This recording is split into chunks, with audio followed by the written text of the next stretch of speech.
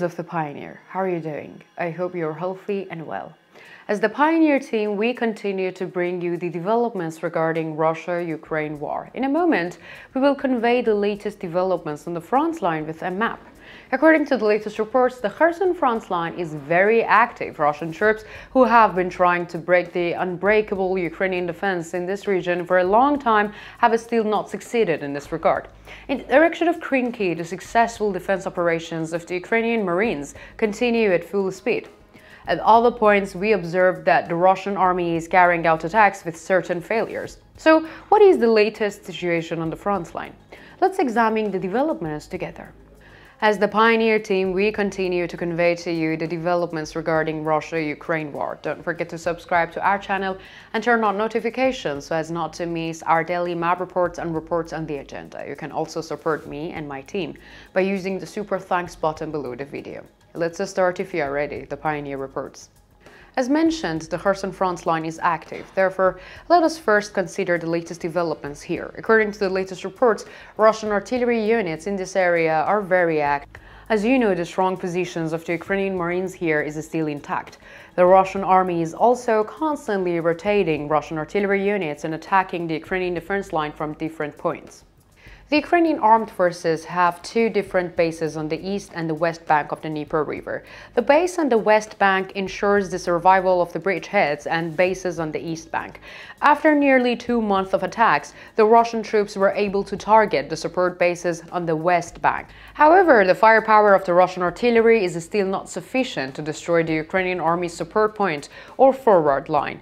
The latest attacks were also successfully repelled by the Ukrainian armed forces. The demarcation line in the area is still largely stable. Let's continue with artillery activity. According to the latest reports, artillery units of the Russian armed forces targeted units of the Ukrainian armed forces in Novotaginiivka, Tagininka, and Lviv, while artillery units of the Ukrainian armed forces targeted units of the Russian armed forces in Oleshki, Olapristan, and Kasakams. Let's continue with the latest developments in the Robotin sector of the Zaporizhia front line. According to the latest reports, Russian armed forces launched an offensive in the area through the Novoprokopivka.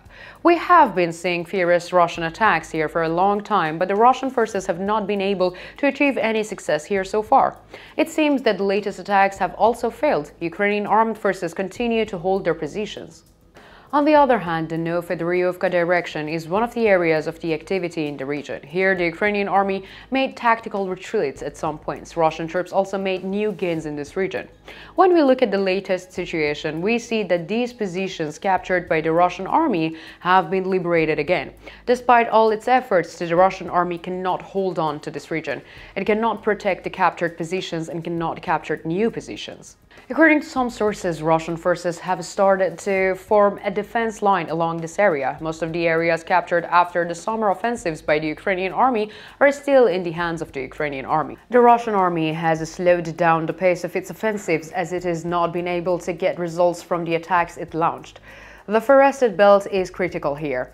The Russian army is trying to establish a defense here by using the forest belt. However, the defense and efforts is constantly sabotaged by the Ukrainian artillery units. According to the latest reports, artillery units of the Russian armed forces targeted units of the Ukrainian armed forces in Pityakhatki, Malaya Tokmakcha, Belogorivka, Krasnoye, and Malinkovka. In turn, artillery units of the Ukrainian armed forces hit units of the Russian armed forces in Zhrebyanki, Novoprokopivka, Verbov, and Lukovsky. Let's look at the latest developments in the Vohildar sector of the Zaporizhia front line. According to the latest reports in this area, Russian troops have intensified their offensives against Yorkhain and Stromyorsk, which they have been trying to recapture for some time. However, no significant successes have been achieved so far. Ukrainian troops continue to hold their positions. These 2 points are actually of no strategic significance for the Russian army, but these losses suffered here are quite high. It is not possible to understand the Russian commanders' insistence on these 2 regions. Even the attacks carried out here from time to time are criticized by pro-Russian war bloggers. Many experts also claim that the commanders here have failed to formulate and direct a war strategy. Let's continue with the artillery activity in the region. According to the latest reports, artillery units of the Russian armed forces targeted positions of the Ukrainian armed forces in Kherson, Stromyorsk and Vohildar. In turn, artillery units of the Ukrainian armed forces targeted units of the Russian armed forces in Zavidny Bazhania and Priyodny sector.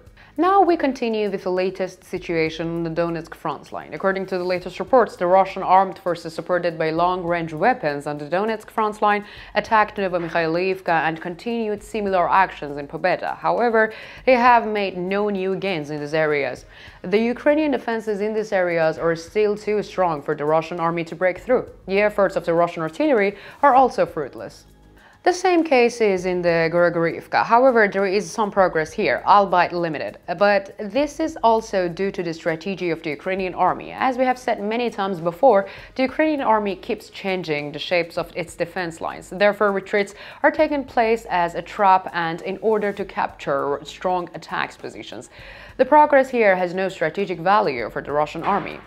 On the other hand, Novoskoye and Permomskoye, we see that the Russian armed forces are carrying out attacks, but there is no progress here. The artillery and air force of the Russian armed forces are also working hard in Avdiivka. The infantry of the Russian armed forces are mainly attacking the southeastern outskirts of the city, where a gap in the defense of the Ukrainian armed forces has formed.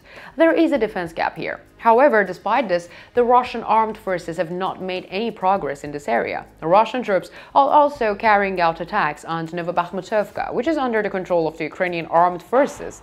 But the attacks are fruitless. Like always, the borderline is stable, except for a few minor changes. Let's continue with the artillery activity in the region. According to the latest reports, artillery units of the Russian armed forces targeted Novobakhmutovka, Avdiivka and Permomskoye. In response, artillery units of the Ukrainian armed forces fired batteries against artillery positions of the Russian army throughout the region. What do you think? Do you think the Ukrainian defense are strong? What do you think about the Russian army making few gains despite all its efforts? Do you think that the Ukrainian army will go on the offensive again? Let me know in the comments. You know that I read and I care about all your comments.